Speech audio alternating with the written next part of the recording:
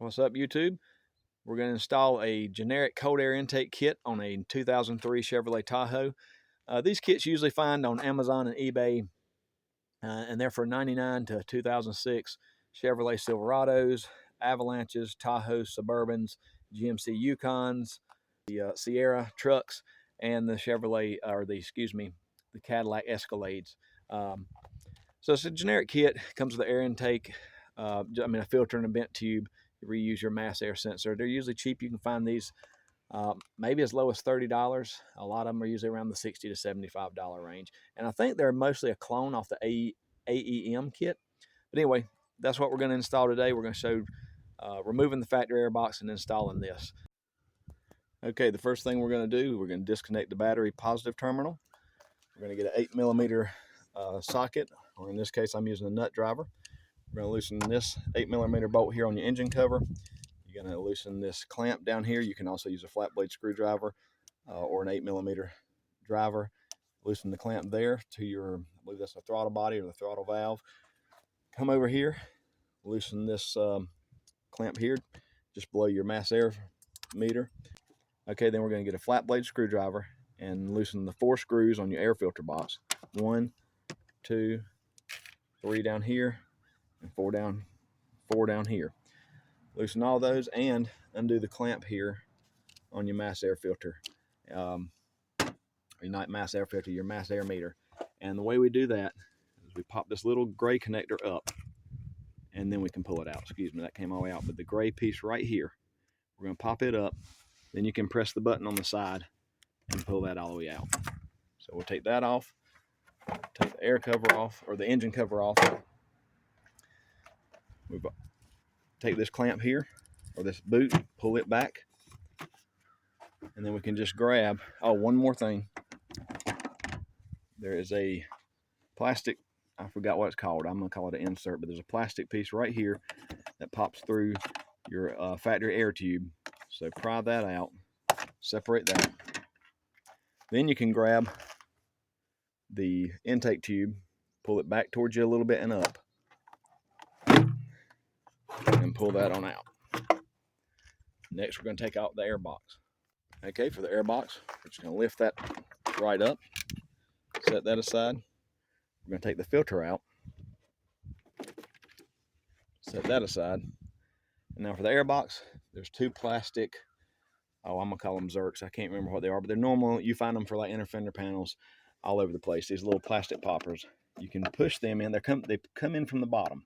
But if you take a flat blade screwdriver, you can go right in between and push the centerpiece down. All the way down just a little bit below here. You don't have to knock it out the other side, but just push it down so it's not pushing against this side here. There's one, and there's another one out here on the outside edge, right down here. 2. There looks like a 3rd one over here, but this is just a rubber insert for a little foot underneath. So after you've pushed both of these down, that one and that one, you should be able to grab on the back side of the air box, lift up to pop out of those plastic holders. Watch for your tubing over here. Kind of push it over here to the side out of the way. Then you can pick this guy up. It's going to take a little bit of wiggling, but it'll come on out of there. All right, next up, we're going to grab the 90-degree boot. You see there's 2 ends. One's a narrow end that's at the top here, and then on the right side, there's a longer end. The narrow end, this end here, is going to go right over your throttle valve. And we're going to turn it.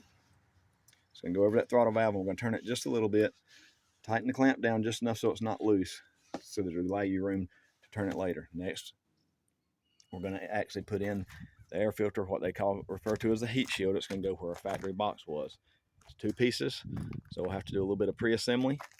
But then afterwards, it's going to bolt to the factory bolts here, here, and back here. And so let's get that assembled and get that put in. Okay, I came in the shop. We're going to assemble this on the bench. So you've got 2 pieces to the heat shield. Have 3 holes on each side. It shows you how to line them up. This is going to be where your air tube comes through. And they're going to go together like this. All 3 holes. These are the 3 holes that are going to bolt into the bottom of that factory air box. So your air tube's going to come in here and have your new filter.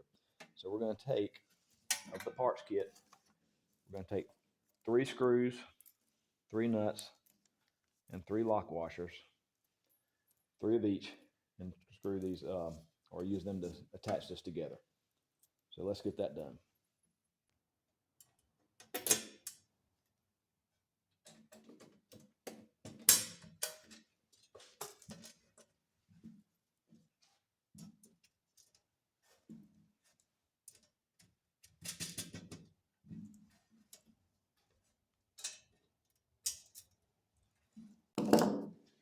All right, let's go outside. I bet we're going to need a 10mm socket to get this installed using those factory bolts. So let's go back outside and get this in.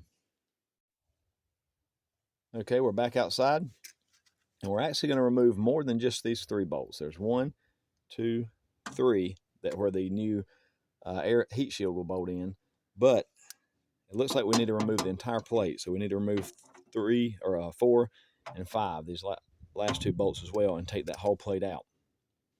So let's get that done. I've already done these 3. I'm gonna do these last 2, take that plate out, and then bolt the new heat shield in. Okay, I've got this heat shield in here. I will let you know it contacts the inner fender well on the back side of here a little bit, and the holes don't line up exactly. Imagine that. Most things don't. So what I found is, of the 5 bolts we take out, there are 2 long and 2 short, or excuse me, there are 2 long and 3 short. So grab the 3 short ones and put them in the 3 locations. I started with these 2. This hole back here is off, as you can probably see. After these 2 are loosely in place, just to hold it in, I can then flex this wall up and put this screw in. Or not screw, excuse me, put this bolt in.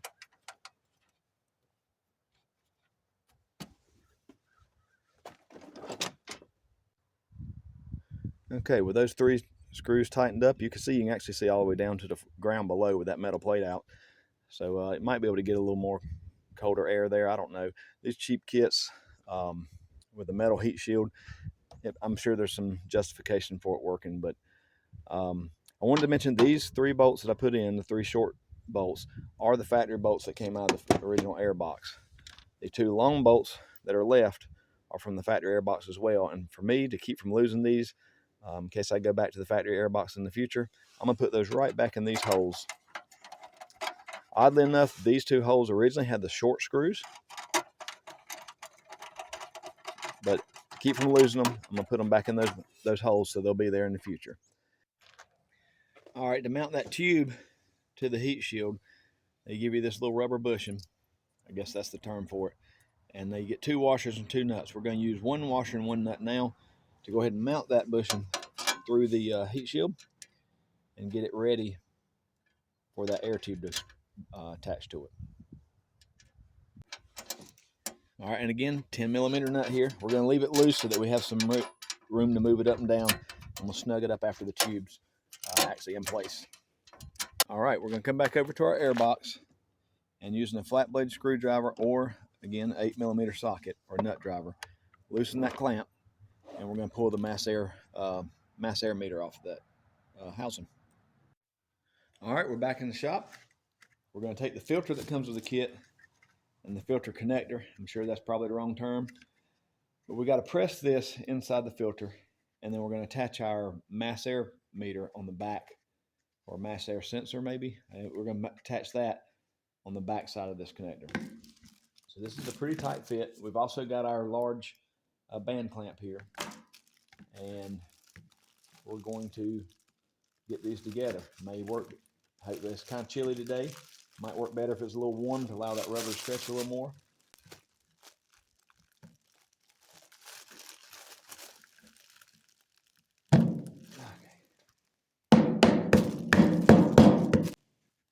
All right. Apparently that does not go all the way in. There's a lip underneath, or there's a lip inside the filter. You take your hand, feel inside there, and make sure that adapter's fully seated all the way around inside that filter. Now, we're going to get our mass air meter and sit that on top and clamp it on. All right, I tighten this clamp up, and something to keep in mind, we're going to put this mass air sensor onto the housing now. It's just going to fit right inside this lip. something to keep in mind is you want this the electronics portion to be straight up where your connector is. That's going to be at the very top. Should be about parallel with ground, with the ground. There's a hole, or there's a tab right here on the bottom that'll help you line this up. Filters, the way they're put together is just, again, this is for aesthetic purposes. It has this metal band here, or that clamp the filter media together. And I want that on the bottom so that it's not at the top when you pop the hood. For aesthetics, I want it to be down below. So I'm going to line up that tab there that's at the bottom of the sensor with that metal line. I'm going to push that on. Make sure that's seated down. And now that tab is lined up with that metal, when I put this in, and this is at the top, you won't see that metal joint there. So I'm going to clamp this back down, and we're going to go out and put it in the vehicle. One more thing I want to mention before we put it in the vehicle. The band clamp on the large clamp that goes on the filter, I put up as close as I could right here to the edge of the filter, the rubber, so that it would have as much coverage clamping on this plastic adapter. Because remember, that adapter didn't go all the way in. There's a lip under here, and I want to make sure that clamp is up on the thickest part of that plastic. All right, there's our assembled filter with the mass air sensor. We're gonna go put that back on the vehicle. Okay, while we're back out the vehicle, the kit comes with 2 pieces of weather stripping. One of those pieces is going to go right here to go around where the intake air pipe comes in.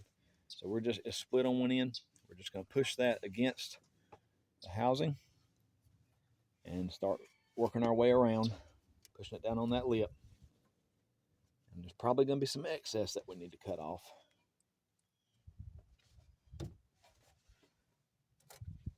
Make sure that's on there good and tight. So here's how I'm going to cut this. I'm going to come in with a pair of diagonal cutters and cut level with the top of this beam. Come up here and cut 2 squares.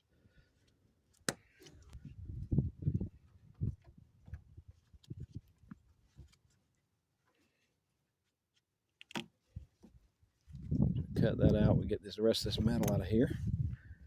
And should be able to bend this down right here, like that. All right, for this other piece, it's obviously too long, so we're going to have to trim it. What I'm going to do is go ahead and put a piece here. Not really going to benefit anything down there other than, it's really not going to benefit much up here either. I'm just using it so that it's not a sharp edge when you come in working in the vehicle later. So what we'll do, cut another square here.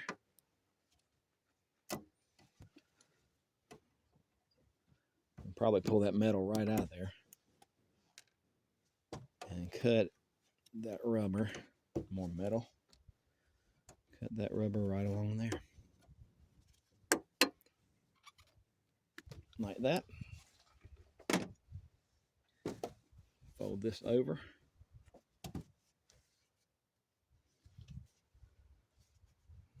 And then right here at the end, I'm actually going to cut this up here. Cut the rest of this out.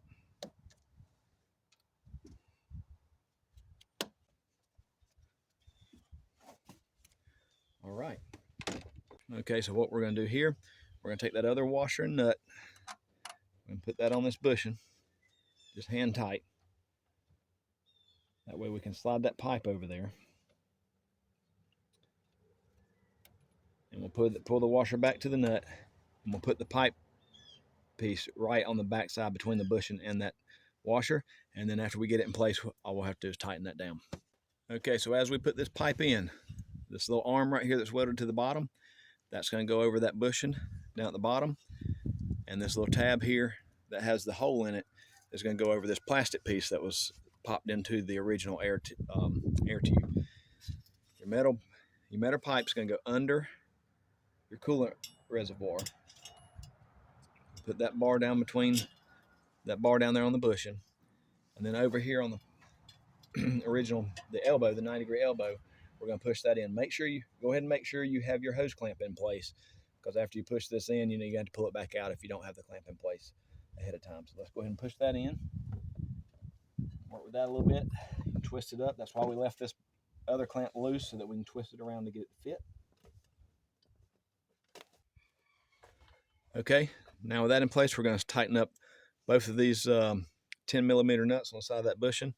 Remember to leave, when I say tighten up, actually tighten up the right side to the hose pipe, the air tube. Leave this side a little loose because it's probably going to need to be adjusted probably all the way up to the top.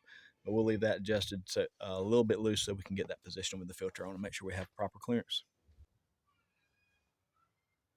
Okay, we've got this side, the pipe side, air tube side tight. We've got this a little loose so we can move it up and down as needed. We can also bend this tube or bend that bracket down a little bit if we need to.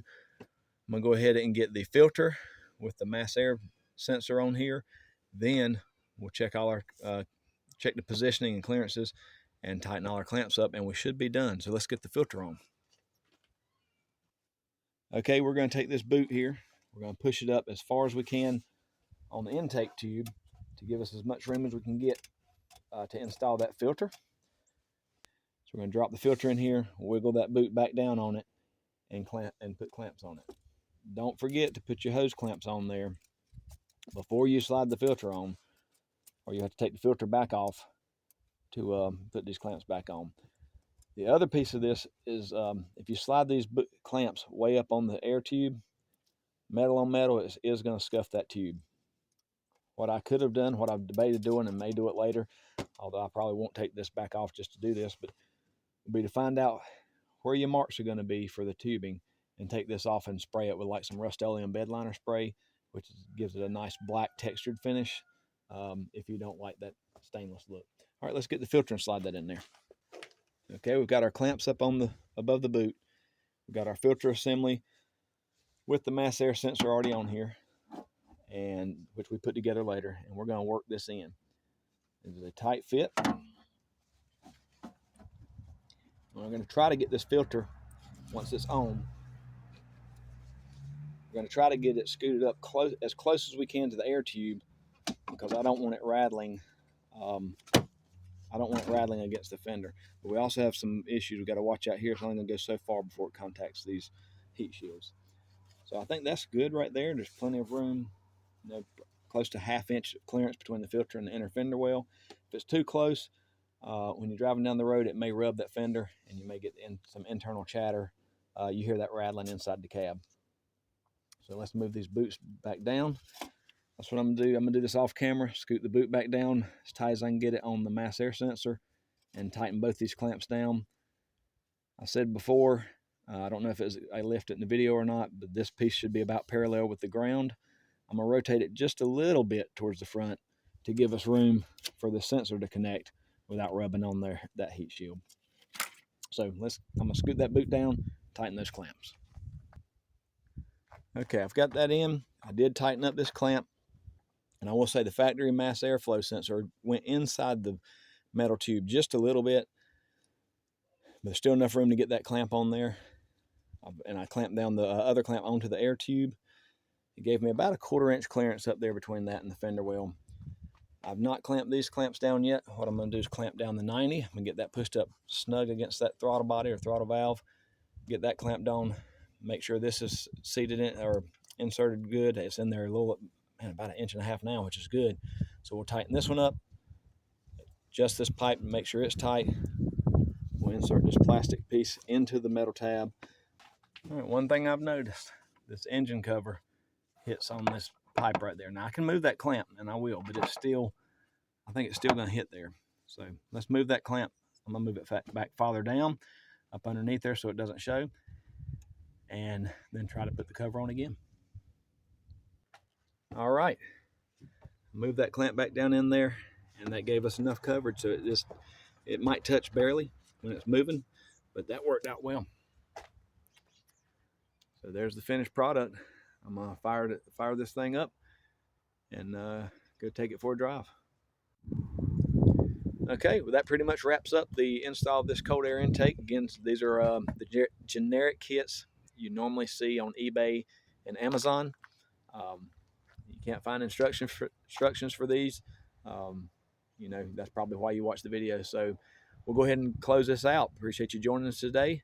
Have a great time with the rest of your day, and God bless. Bye.